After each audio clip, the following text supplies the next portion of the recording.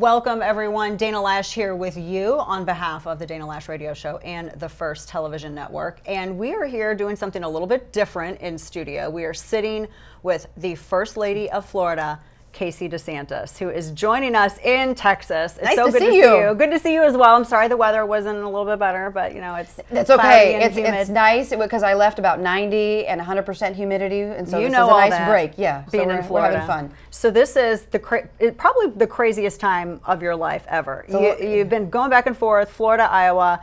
And I saw today the governor officially filed for the New Hampshire primary, the first top-tier candidate to do so. Yep.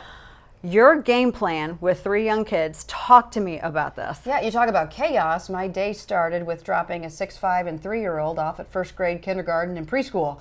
And so getting 3 kids out the door, that is a small feat. Going to Iowa, that's something totally different. But just trying to, get the organized chaos out the door in the morning is quite intense. But, obviously being a mom, it's the greatest joy you can ever have. And as a matter of fact, we were just in Iowa with the 3 kids about a couple of days ago, and they went with us as we took our county count, because we're going to do 99 counties in Iowa. I think we were at something like 56 counties. We got up to 73. So we were doing 7 stops on the bus, the Never Back Down bus, with 3 kids. So we're getting off, getting ice cream, meeting people, shaking hands. They're going to think life is like this all the time. They are having an absolute blast. I have to remind them that this isn't real life, right? We don't get off the bus and get treats and get back on and then get off and then get ice cream and get back on. But I mean, it's fun. And the whole family's together. I mean, that's what the great thing is, because, obviously the governor's working very hard. He's all over the place. He never stops moving. And if we're away from our kids, we just lose this opportunity to be able to be with them, because you snap your fingers and they grow up and they're off in college. So yeah, they grow up very fast. It's fun to spend time with them. So they're enjoying, because the photos, they look like they're having so much fun in Iowa. I mean, y'all been to the fair, you've been to all kinds of stuff, having a lot of fun in Iowa, and it looks like they're really enjoying it. They legitimately are having a lot of fun. Now, again, like when you're showering them with things, sometimes people have been very gracious and kind, and so I'm not going to say sometimes they get gifts here and there, like in the form of like a teddy bear or a little game or something that they can play with, and so it's fun. But yeah, I mean, being able to see things that they would ordinarily never have the opportunity to do is very special for them.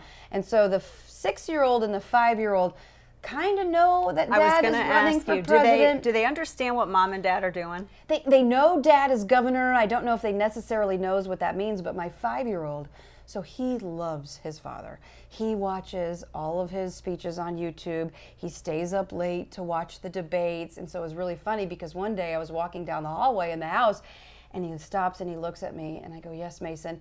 And he goes, "Mama?" I was like, "Yes, Mason." He goes, "Our nation is in decline." I was like, "Yes, Mason." Yes, and so, Mason, that's true. So it's resonating with him. I don't know what he's necessarily bringing back to kindergarten, but he is so proud of his dad, so proud. As a matter of fact, one quick story. So yesterday, this is just being a mom, he loves football, so he wants to be a Jacksonville Jaguar for Halloween. So we got this whole set in the mail, and you have to iron on the numbers, right? And he wanted his dad's number from baseball, because Ron played baseball in college and was captain of the team, whatever, and so it was the number 5. Well, sometimes, you can have a mom moment where you just aren't thinking straight and there's a lot going on. So somehow I managed to iron on a backwards 2 and didn't realize it until I took it off. And this kid just is like crying because he wanted nothing more to have Daddy's number on the back of his. So I'm sitting there, as any good mom would do, scraping it off with my fingernail. That's going to be Oppo. That'll be Oppo against right. 45 minutes it took me to get this number off of there, but I was able to do it, and I was able to, be a mom. I got the 5 victory, and then he wears it for like 2 minutes, and then he's done. And it's like, okay, well, thanks a lot. Yeah. But he's so proud. He actually got a book the other day at school about presidents. He's learning about Ronald Reagan. He went to the Reagan library. I mean, he went before the debate. We went out to the debate. Actually, we left the kids at home for a week by themselves with grandma. It was really hard to be home or be away from them for so long. But he knows who the presidents are, some of them. So it's very special, I think, to give them this foundation. Yeah, he's getting a front row education, unlike most kids don't get this. I wanted to talk to you about your role, because you and your husband are a team. And I find this incredibly refreshing. And you've been called, and I want to just, some of the quotes that I've read, you've been called, your husband's greatest asset. You've been described as likable, steady, and personable.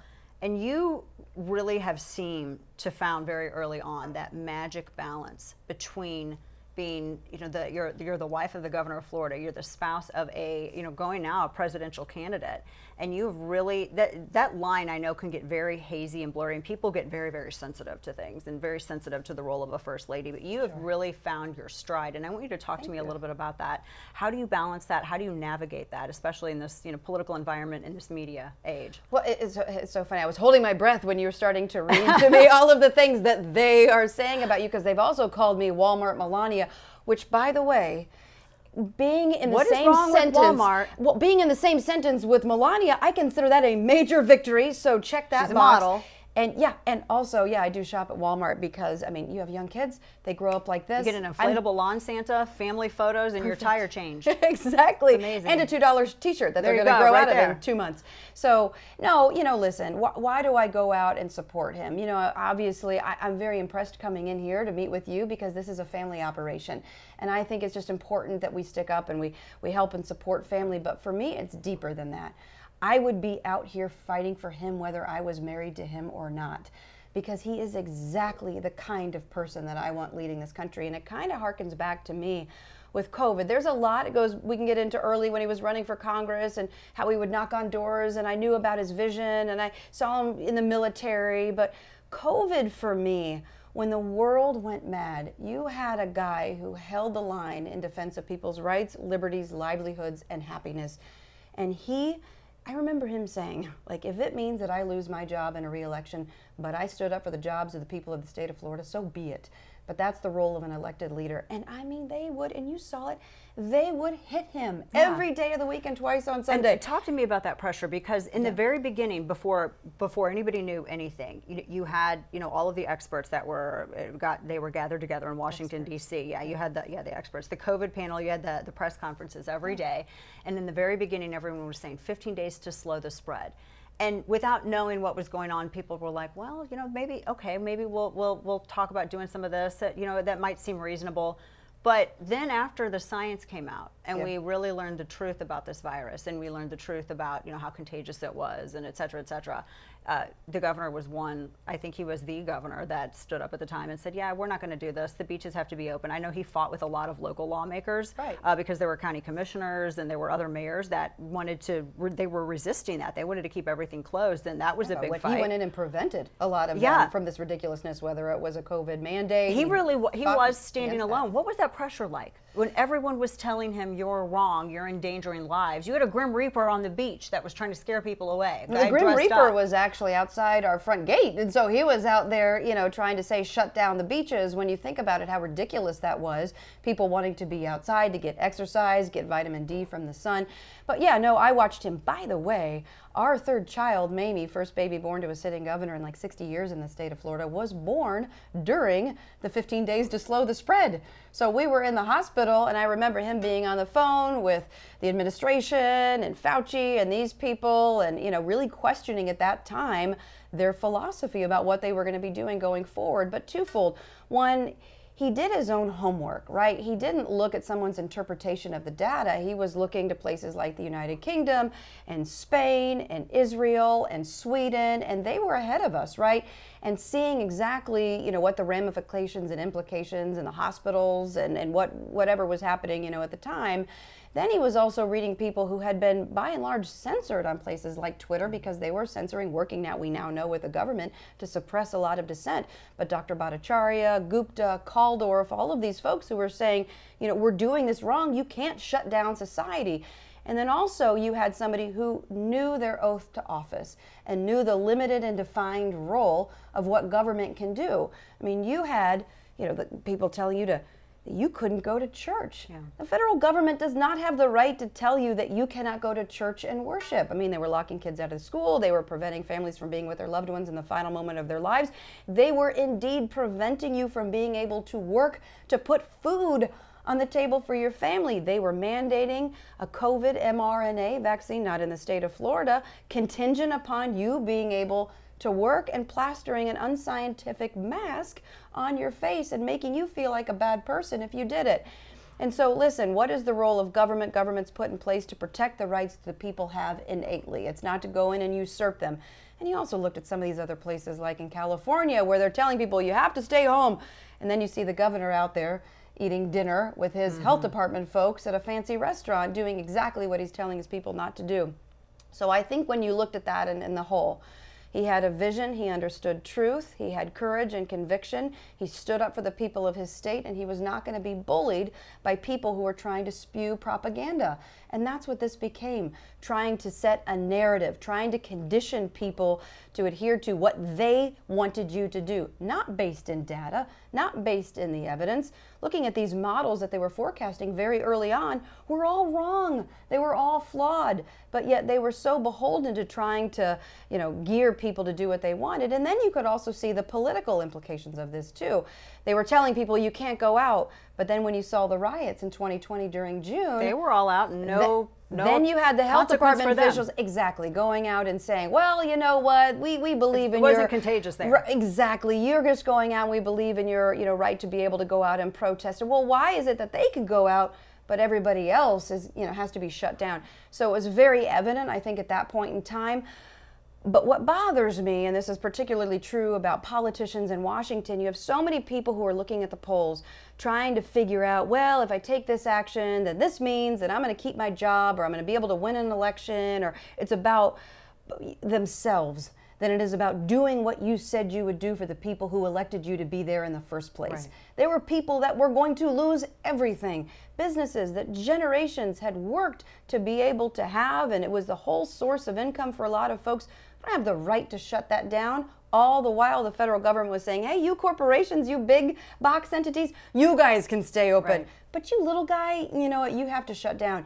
And he saw all of that, and thank God he held the line. And you're right. So going back to what you're saying about the hits, yes, he got hit. They said some of the worst things you could possibly imagine about you are killing X, Y, and Z, you're doing terrible things. But that is what you want in a leader. Because when the rubber meets the road and the lights are on and you have to make a decision in the moment that matters, do you pick yourself? Do you choose self-preservation? Or do you stand up and put yourself in front of a freight train because you want to stand up for the people who put you there in the first place? Exactly. And so when you see that firsthand, you will, if you knew what I knew about Ron DeSantis, you would be out there fighting the good fight too. You have so much passion, as a wife would with her husband, but also as somebody who has seen good leadership. During 2021, that's when you got your diagnosis, your breast cancer diagnosis. And that was still, I think, when everyone was still forced to wear masks, and that not everything was open all the way. You had to wear the masks in the hospital. It was still like you couldn't have anybody there with you. All of this is happening and you get that diagnosis. And I read an interview where you were talking about your husband, and you were saying that he stood with you and that he was able to just, pick you up essentially. You were fighting just to get up off the floor, which I can't even imagine. I wanted to talk to you about that because that I thought was, it had been very difficult for you to fight through that during this time when he's fighting that. Yeah, and yet you, because of this dynamic that you have as a team, tell me about this, because a lot of people want to know more about that side of the DeSantis. Yes, and I don't, the media never wants to really highlight who he is as a person, and he is, just a really great dude. You have to remember with all of that, we had a 4, 3, and a 1-year-old too at the house. And so he's running the 3rd largest state in the union, the 13th largest economy in the world. We're doing everything with COVID. And then obviously, with that diagnosis, it was really tough. And it was serious. It was 6 rounds of surgery, 3 surgeries. I had to have radiation for 2 months. You said something at one point in an interview that you had a wig on at one point. Oh yeah, that's why when they criticize my hair now in these stupid articles or whatever, my hairline, and they want to have they make fun of me, and I'm trending with Eddie Munster, online on Twitter, and it's like, man, if you just even knew the half of it, you would not be saying a lot of this stuff, because I'm just thankful that I have a hairline. Okay, there was a time where I had to really struggled with some of the wigs because, that's your image. And so there was some that I thought were good. And I remember going out and doing an event where I was like, that was awful. I will never wear that wig as long as I threw it away, and it was not a good look. I learned, though, that I will never, God willing, when I get my hair back, I'm never going to do that look ever again. But I don't think people really understand how much he really helped me. And, and that's one of the reasons why I ended up doing a commercial, if you've ever seen. I was so tired of people attacking him, his character, and who he is, and he's not a nice guy. I mean, this is the guy that literally would pick me off the ground of the bathroom when I couldn't stand because I was so sick. I couldn't, and I'm trying to do this without crying. Your kids are crying for you. You can't get up. You told your son that you had hurt your arm, and that's why you couldn't. And that's exactly, because, and still to this day, they don't know because it's like they're 6, 5, and 3. It's someday I'm obviously going to tell them, but at this point in time, it's like, it's just mommy's arm hurts and I can't do this. But having him be able to pick me up simultaneously with going and tending to a 4, 3, and a 1-year-old and making sure they're taken care of and coming up and making sure that I'm okay. And like when I was in the hospital, he never missed any of my chemotherapy appointments. And those are brutal. I mean, you have to wear these things because people will say, oh, how did she keep some of her hair? Well, I lost it, yes, but I also put on something called a cold cap, and God willing, you'll never have to know what any of that is. But it freezes your head. It turns into a giant ice cube. You put ice on your hands, you put ice on your feet, and it tries to preserve the hair that is there. And it is a very long process. You have to get multiple infusions, and these are just toxic chemicals that they're putting into your body. I mean, it is not a pleasant experience. But he sat with me through the entire thing. I mean, he would, be there reading, sometimes taking phone calls, but when I didn't have the ice packs on my hand, he was holding my hand. And he did that, and he didn't have to do it. But he showed up and he did it. Yeah, he showed up and he stood with his wife, his yes. partner in life, yes. the team. Because he's a really decent, good human being. And I just can't say that enough because there's a lot of people that wouldn't stand by somebody if they went through that. Well, I mean, I think I told you I wasn't going to cry. I told you I wasn't going to cry. Let's move from this because I feel like you've gone through the hardest battle, I think, that can be thrown at you. Oh, yeah. And I want to almost say that you went from the frying pan to the fire, but that I don't know which is which because now you are in this political primary contest. And it is just getting started because we're still months away from the first votes in Iowa. You spent a lot of time in Iowa, New Hampshire. As I just said earlier, I mean, the governor filed for that primary in New Hampshire. There are a lot of states to go. Talk to me about this. How has that struggle prepared you for what's to come? That's a really good question because I think there's a lot of things that I would not be able to do had it not been, the realization, had I had not gone through that.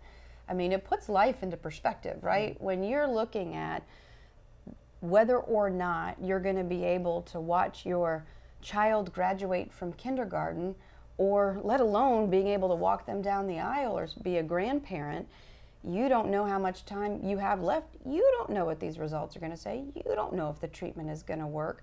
So when you're thrust with having your mortality put in front of your face and you see every day is precious and it is a gift and it is what you choose to do with the time that you have, I mean, it gives you a lot of perspective and a lot of confidence and a lot of strength to move forward. I don't think I would be able to do a lot of what I'm doing today had I not have had that faith and if I wouldn't have the good Lord there to guide me through this entire process. Speaking of your faith, talk to me about Hope Florida. This is the initiative that you have spearheaded in the state. I heard you talk about this before, and I found this absolutely fascinating and refreshing because the state is partnering with all of these non-government entities, I mean, charities and good people who are out there volunteering, and then they're becoming Hope Navigators, and they're helping people get back on their feet, helping them to earn their paycheck, helping them to buy food themselves.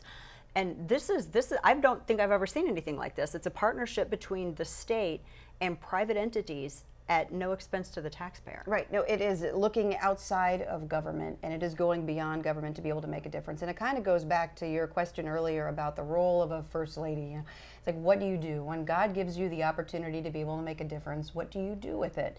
And it isn't about me. I'm a nobody. But when you're a First Lady of the state of Florida, you have the opportunity to be able to make a difference. And one of the things that I learned very quickly was, if I show up in Northeast Florida or whatever and I want to learn more about the child welfare sphere, you have stakeholders come and they are so kind and willing to be able to share kind of what they're seeing on the ground. So very early when he was elected, this was now 2019, I went around the state and I did meetings with all these folks. And I realized something very quickly. that there are a lot of good people who are doing very good things, but they're all siloed. You have the faith-based community here, you have the nonprofits, you have the private sector, you have local government, you had state government. That's a very good point, because usually it's state regulation. It's usually, the process is you come in, if somebody's struggling, you know, we can give you a TANF grant recipient check, or we can help you with SNAP benefits, and then we'll see you in 6 months, you know, we hope it goes well. And that was about it. But what we wanted to do is totally change the way that this operates. And two, one of the things that I noticed in just going out and doing press conferences and talking to people, press would sometimes say, well, you know, spending per capita is X on X, Y, and Z. And after a while, I got to thinking, well, does money equate outcomes? Because after a while, it seems like it's the law of diminishing returns. Right. You're putting more money into something, there's less accountability, and you know what? Are we actually helping people get on a path to economic self-sufficiency? So we totally changed the game in the state of Florida, and what we did was transition people in the Department of Children and Families, and so that's the agency that really oversees the child welfare sphere, single moms who are coming in, foster and adoptive families, pregnant mothers who are battling substance abuse. So as they were coming into the quote system, into the government to try to get help, we transitioned people who were just processing government assistance checks into being navigators within the system, with their role to look exterior of government. Meaning, if you have a single mom coming in, she's having a hard time putting food on the table, needs bunk beds or mattresses or book bags or whatever, what we would do is look at the nonprofits. Is there anybody there that we can make a connection? If not, or in addition to, we would tap into the faith-based communities. And so we have 16.5 million people of faith across the state of Florida. They're always willing and ready to help, but they never knew that the single mom was over here. So what we use is a technology that allows our navigators to be able to input into an electronic system. Hey, we've got a mom, she really is struggling. Can you show up and give her some the help? They get it in real time, right? So they see it, the faith-based communities, synagogues, churches, what have you. They see it, they're like, heck yeah, we can do it. Check the box, and it's a competition now between the churches and whatnot to be able to get this in as quickly as possible. They're like, we got it. They literally show up at her front doorstep with everything that she needs: food, bunk beds, backpacks. And so what government now is turning into is a convener and a collaborator between good people in need who need help and good people who always wanted to help but didn't know how to make the connection. And since we've done this, we've been able to transition off 8,200 people either partially or entirely from government assistance. 57% of participants on benefits had their benefits reduced or eliminated their reliance on assistance as a result of this. 66% of people for whom finding a job was difficult were able to find a job, and 190 million taxpayer dollars, which when you're talking about people in need, it seems weird to quibble over taxpayer dollars because you have a heart for people in need, but the fact that you're helping these people get on their own 2 feet and they stay there is significant. Right, and so how much money have we spent in the Great Society since it started, Exactly. right? Where is the ROI? The ROI, yes, you want to be a good steward to the taxpayer, and yes, that's really important. You want to do that because at the end of the day, I'm taking money out of your wallet, and I'm going to say, I'm going to spend it better than how you could spend it, so you have to have accountability. But, you know, we're also empowering people to be able to live up to their God-given potential. I think that's just really important. Very important. I wanted to ask you, too, because I want to go back to your I have 3 questions left for you. One of those, I want to go back to the early days of government, the House. Yeah. Your husband, the governor of Florida, was one of the original founding fathers of the Freedom Caucus. And I was there in the beginning of the Tea Party days. We had I held the big rally under the arch. Didn't think anybody would show up, and people showed up. And I remember when we saw, at that time, Representative DeSantis and other members of the House create the Freedom Caucus, I saw how much heat they received from the establishment. Yeah, I was going to say, it cuts against the rhino narrative, doesn't it? Because, it really does complicate that narrative. Because what you're talking about, that's what Republicans, compassionate government, was antithetical to what you're talking about with Hope Florida, that initiative. They wanted the government to really be the purveyors of all of that, not collaborators and facilitators. And Governor DeSantis, that time Representative DeSantis, created the Freedom Caucus with a few others. They received so much heat. So that was really the first time he kind of went against the grain. The second, or maybe third, being against COVID. Talk to me a little bit about that, because I think for people who have been watching the governor for a long time, him sort of standing against the current isn't unusual. No, he's always been rooted in principle and what he believes to be right. His rudder has been set in true north, and he does what he knows is right and just and in accordance with the rule of law, and he executes. He doesn't waver. I mean, so, he's very, if you know how he operates, it's very predictable. He's going to stand up for what is true. And so, yes, they took a lot of heat for that. I remember that very distinctly, but I think that was important because, Washington has become on autopilot. They are passing these large, voluminous omnibus spending bills.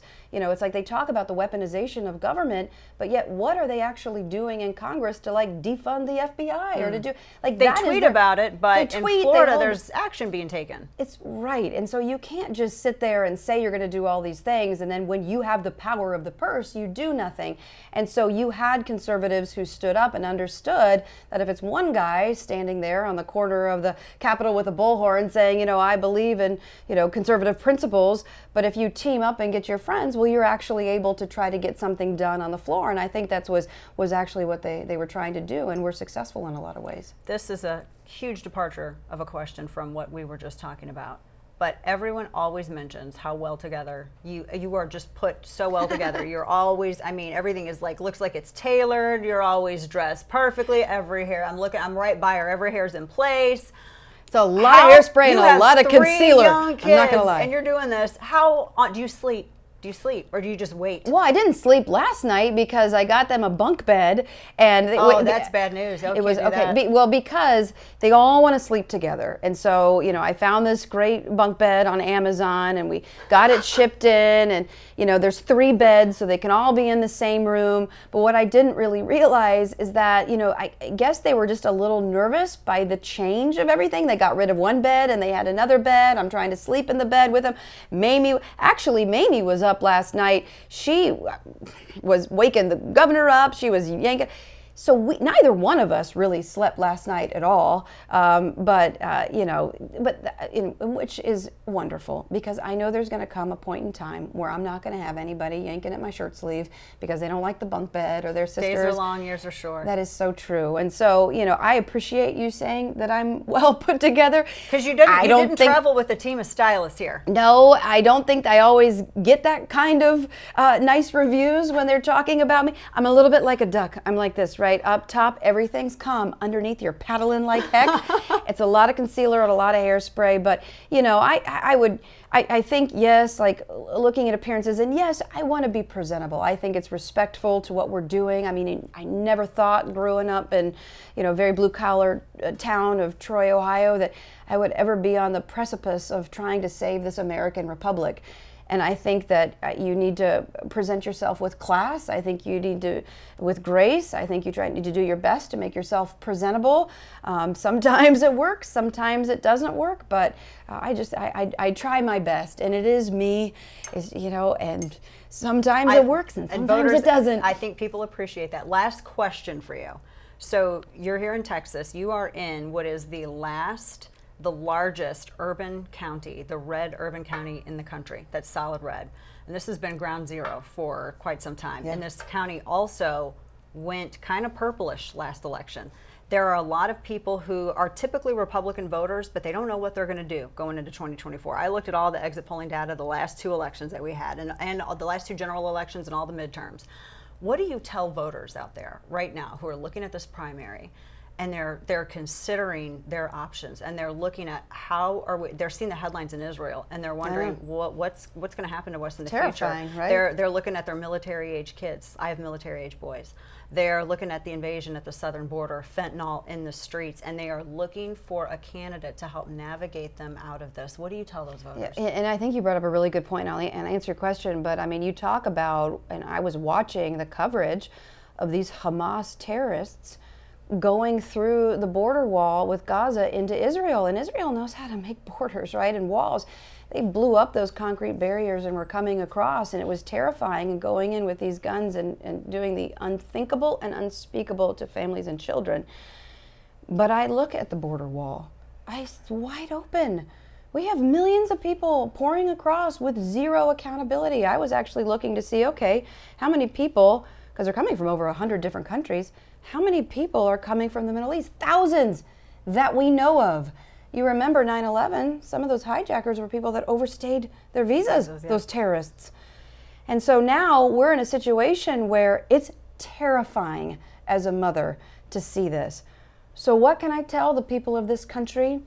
If you want somebody to right this ship, to get this country back on track, to have this be the election where we change the trajectory and we get back to a position of strength in the world, Ron DeSantis is the only man that I know who will get the job done. And how do I know that? Because look at what he did in Florida. You know, when I was watching the debate and I'm hearing people talk about this, that, or the other, it's all opining, it's all talking. He is the only guy that's done it. I mean, when he talked about protecting the innocence of our children, he took the fight to Disney and won. When he talked about supporting law enforcement in these communities that were being overrun, he put the protesters and rioters behind bars, and he had law enforcement's back. He was giving them $1,000 bonuses and $5,000 signing bonuses if you're coming from other places. I mean, it just goes, he is a man of action, and like I told you earlier about everything that he stood up for the Constitution and for our rights during COVID, he does not care what the media says. He does not care about the Washington cocktail party class. He does not care about the headlines. He will do what he knows in his heart to be right, and I can guarantee you he will not back down because I watch him, and sometimes I have to hide, and that's just who he is. And I think it is a rarity in politics to have somebody who stands up with strength and conviction and principles and gets the job done.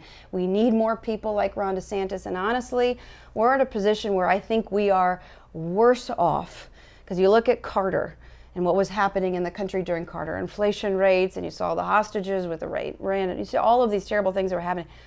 We are paralleling that, and I think worse at this moment. And what did that usher in? A Ronald Reagan. I truly believe that Ron DeSantis is the Ronald Reagan of our time.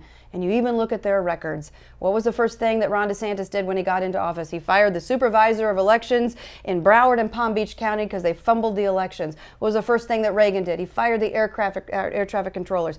Neither one of them trimmed their sails. They led with bold colors, not pale pastels. And you fast forward, what does that translate into? Because I hear a lot of people saying, oh, you know, we're divided as a nation, and we are. But in the state of Florida, he won the largest landslide for any Republican in the history of governorships in that state. He won by 1.5 million votes. You go back to it in 2018, he won by 32,000 votes, 0.4%. But when you really drill down, he won nearly 10% of women, 50% of single women, 20% of independents, 30% of Hispanics. He won Miami-Dade County, a county, by the way, that Hillary Clinton beat Donald Trump by 30 points. He won it by 11. Had never been done because he brought the state together with bold leadership. He went out in front. He told the people what he was going to do. He got it done. He never backed down. And that is what we need to get this country back on track, not because I'm married to him. I push him out the door gently if he's not moving fast enough. But these times call for somebody like him. There you go. Florida First Lady Casey DeSantis. Nice to see you. Thanks for having me. Thank you so much for being here. Good to see you. Very good to see you. Thank you. Folks, that does it for our discussion, and make sure to like it, share it on YouTube and Facebook, and of course, make sure you tune in tomorrow. I'll be back behind the mic with you.